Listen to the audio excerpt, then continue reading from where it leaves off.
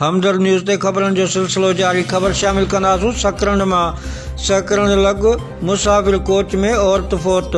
Motorway ऑफिसरनि फ़ौती औरत जे मड़ खे बस मां एम्बुलेंस मुंतक़िल करे अबाणे ॻोठ रवानो कयो।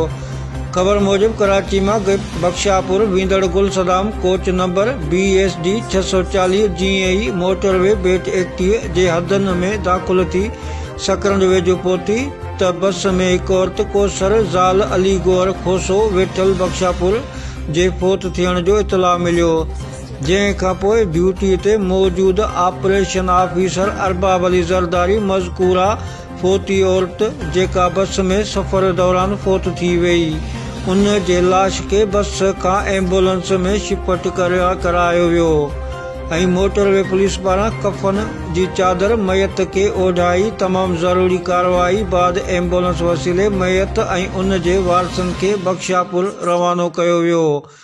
मोटरवे पुलिस जे अहिड़े किरदार ऐं मदद ते वारसनि पारां मोटरवे जे कारकर्दगी खे साराहींदे शुक्रियो अदा कयो ऐं दुआऊं पिणु ॾिनियूं। ॿियो हादसो सकरंड बाईपास क़ौमी शाहरा ते मीर ख़ान लेगारी वटि पेश आयो, जिते मोटर साइकिल सवार हाशिम संजराणी कुतो अॻियां अचण ते किरी ज़ख़्मी थी पियो, जंहिं खे पिणु इतला ते मोटरवे पुलिस खे सकरंड इस्पताल आंदो। हमदर्द न्यूज़ में फ़िलहाल एतिरो। ॾिसंदा रहो हमदर्द न्यूज़।